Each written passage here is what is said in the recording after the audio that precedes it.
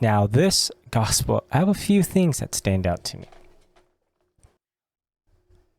I'll start with the simplest. The first thing to notice is, it says, a certain lawyer stood up, tempting him. The importance of the lawyers is that they are experts in interpreting Mosaic law. So, in him asking, there's kind of an ulterior motive. It does mention it also later that he willing to justify himself, and I think he's just kind of pushing that personal agenda. When I read that part, I think about me personally. When have I refused, maybe in my stubbornness, to accept a certain teaching? That's very clear. Like either the church has made it very clear or Jesus has made it very clear. This is the way that it is. But in my stubbornness, maybe like the lawyer, in my desire to justify myself, I keep pushing and challenging it, which isn't always a bad thing, right? We aren't called to follow blindly. We are gifted our intellect. But I think we can use it in a way that's self-serving, in a way that's self-interested, rather than truly seeking truth. And so I think that's an important distinction to make, is, are we challenging certain teachings simply to make an excuse for ourselves? To be like, oh, I wasn't sure, I didn't know, to kind of give us that out, right? But I think there are some teachings like that we can just, it's simple, just accept the truth. So that's one thing that kind of stuck out to me. The other thing is obviously a parable of the Good Samaritan. And there's two things here about it. I mean, the first thing is, Jesus here is really challenging the old covenant. According to Mosaic law, the priest and the Levite should not touch the corpse of somebody besides their family.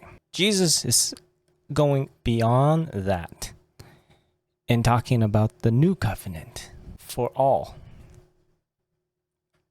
So he is directly challenging that, and I think that is significant to note here. The other thing that I found most interesting and stood out to me, and I actually hadn't seen this before, is kind of along those same lines, connected to those same lines, but it's the imagery of the new church to come, in that the covenant is extended. If you go through salvation history, the covenants expand God's mercy, expand God's salvation. And Jesus, as we know, extends that to everyone. It's a fulfillment of the covenants. It's the final covenant.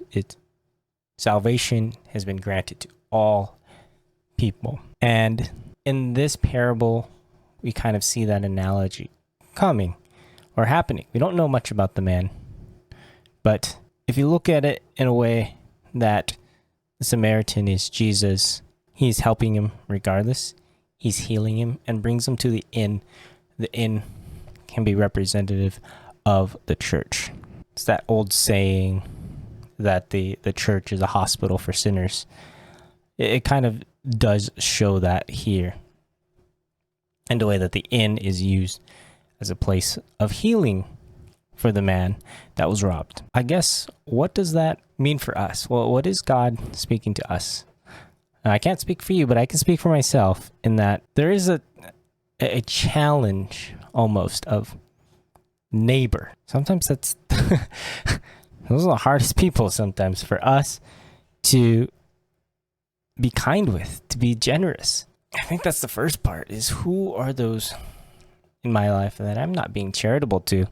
Who are my neighbors that I am just passing by on? And I think that's important for all of us to think about, especially with a lot of the, I guess, conflict that you could say, disagreement happening within the church. We need to handle those with charity.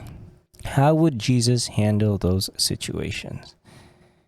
Now, I'm not saying that some of it isn't justified. Some people are rightly angered by certain things. I'm just not going to go into those details. Not the point of this. But can greater mercy be shown and thus bring about healing, uniting the church? And then also outside of that, who are those people that we need to minister to bring into the church? The robber is Satan. There's people all around us being robbed of joy, of happiness, of salvation, left on the side of the road to die. Are we being the good Samaritan in bringing them healing, bringing them Christ? Last thing that I want to say is there is hope here, I think, especially in the statement of where it says, whatsoever thou shalt spend over and above, I at my return will repay thee. And I think that Jesus is talking about his generosity. And I'm not thinking about this monetarily. What you give of yourself will be repaid to you. When you give of yourself, you find and receive so much more joy that it just outweighs what you've given. The cost is just, it becomes irrelevant. We shouldn't give for the sake of the repayment, right? But if we have that confidence and that trust in God, that gives us the freedom to be more generous, to be more charitable.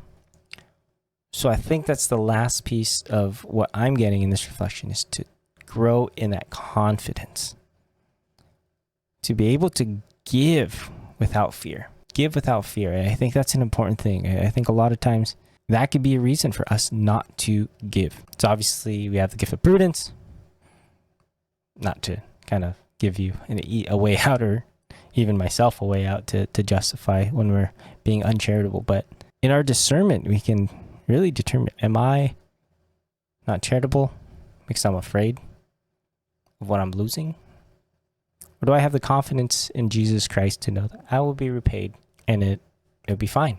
That's where my reflection ends for now. I'll continue to pray for this as I continue to prepare for Mass. Hope that you will do the same, and hopefully you got some graces out of this. There's other things you'd like to share. Make sure to throw those in the comment below. I love to read those, hear about those. And then if you enjoy these, make sure to give the video a like, subscribe to the channel, and hit the notification bell so that you can be notified every time these go out. These go out every Sunday at 9 a.m. Eastern. Lastly, share it with some friends if you found a lot of grace in this. That helps to grow the channel and help to spread the joy of Christ and graces with others. Lastly, if you'd like to see some of my other content, I do also stream on Kick. You can find the link to my Kick here, and then as well as on this YouTube channel, which, yeah, I'll throw it there as well. Anyway, have a good, blessed Sunday, and I will see you next week. Thanks for watching, and God bless.